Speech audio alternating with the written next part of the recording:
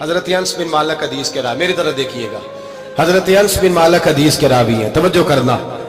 کہتے ہیں ایک بی بی حضور کے پاس آئی، اپنا علاقہ چھوڑ آئی، آ کے کھڑی ہوئی تو اس نے کہا حضور میں خاندان بھی چھوڑ آئی ہوں، سسرال بھی، میکا بھی، ننیال بھی، ددیال بھی، میں ہر ایک کو چھوڑ آئی ہوں، میں جائیداد والی تھی وہ بھی چھوڑ آئی ہوں، مال دولت بھی چھوڑ، ایک میرا بیٹا تھا جوان وہ میں ساتھ لائی ہوں۔ سونیا یہ آپ کی نوکری کرے گا اور میں حضرت فاطمہ کی ڈیوٹی کروں گی، میں حضرت عائشہ کے برتن دھویا کروں گی، میں بھی نوکری کروں گی، حاضر ہے۔ فرماتے ہیں رسول پاک نے بچہ اصحاب صفہ میں رکھ لیا، اصحاب صفہ میں، اور بی بی کو نبی پاک صلی اللہ علیہ وسلم نے عورتوں کے ساتھ متعین کیا۔ حضرت انس کہتے ہیں وہ نوجوان بڑا پیارا، بڑا میٹھا، بڑا دھیما، بڑا وفاشار، وہ سبق اچھی طرح یاد کرتا، وہ نماز دلچسپی سے پڑھتا، وہ حضور کی باتوں کو غور سے سنتا، وہ رسیلا، وہ سنجیدہ، وہ کم گو، وہ میٹھا، وہ پیارا۔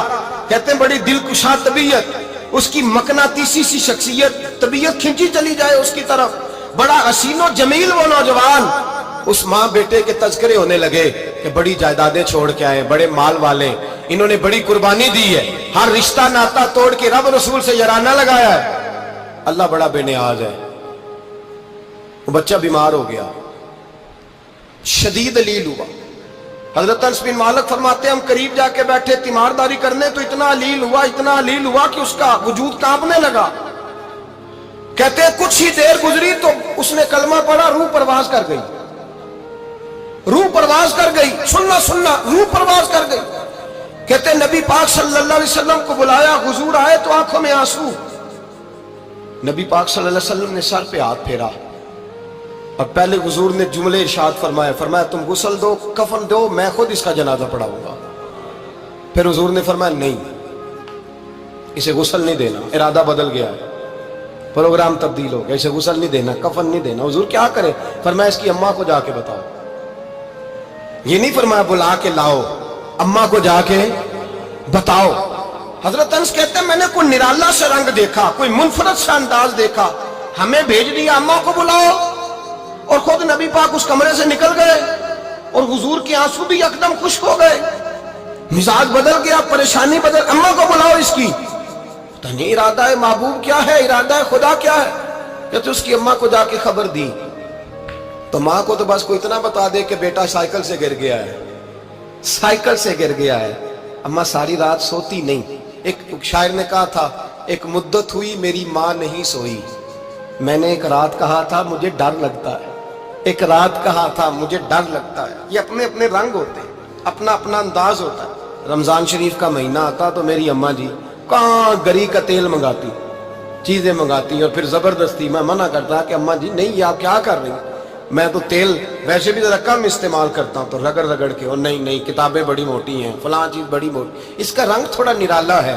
اور یہ جو ماں کا رنگ ہے نا، اس جیسا رنگ دوسرا ملتا بھی کوئی نہیں دنیا میں۔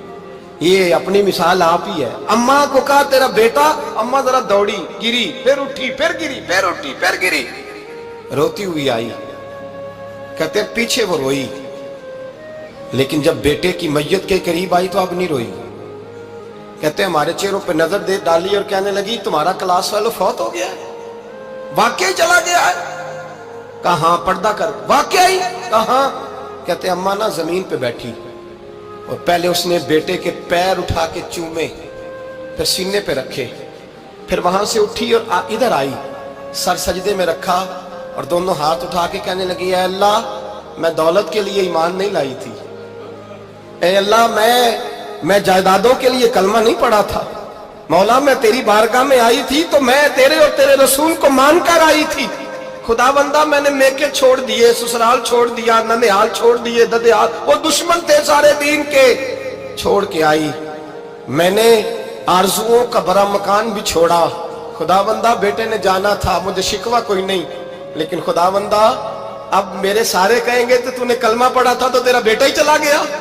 اے اللہ کی اگر نے دل مسلم کی دل جوئی نہیں، تانا دیں گے بت کے مسلم کا خدا کوئی نہیں۔ اے اللہ میرا یقین کہتا ہے کہ اگر تو مارنے پہ قادر ہے تو زندگی دینے پہ بھی قادر ہے۔ خدا بندہ کافروں کو راضی نہ کر، وہ خوش ہو جائیں گے، وہ مجھ پہ تانے کسیں گے، پھپتیاں کسیں گے۔ اے عرش کے مالک رحمت کا دروازہ کھول، میں تیرے نبی کی بارگاہ ناز میں رہتی ہوں، نظر فرما انس بن مالک فرماتے ہیں ایمان یقین اور استقامت کے ساتھ اس بوڑھے نے جب دعا مانگی تو ہم نے مسجد نبوی کے صحن میں عجیب نظارہ دیکھا.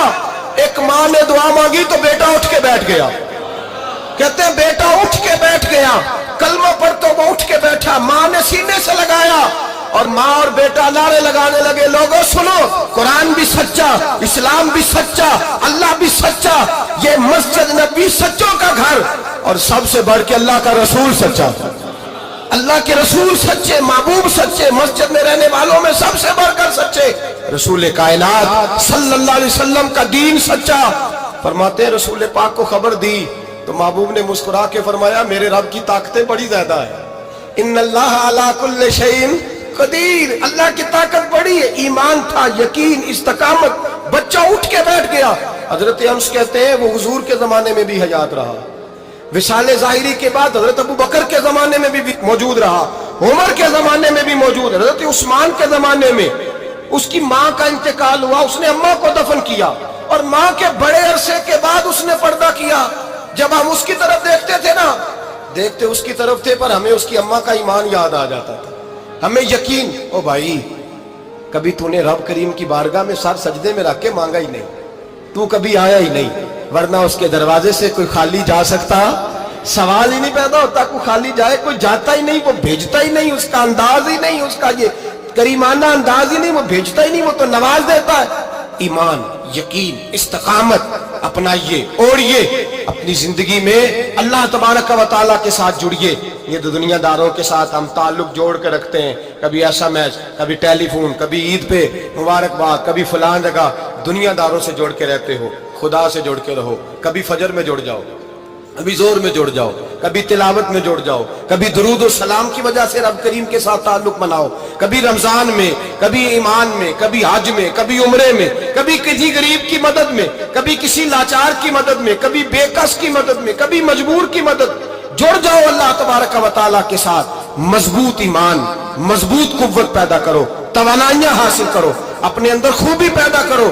میرے بھائی یاد رکھیں, ایمان مضبوط ہوتا ہے تو اللہ عرش سے مدد نازل فرماتا ہے, اور جب ایمان کمزور ہوتا ہے تو جو مدد پاس ہوتی ہے وہ بھی چھن جاتی ہے.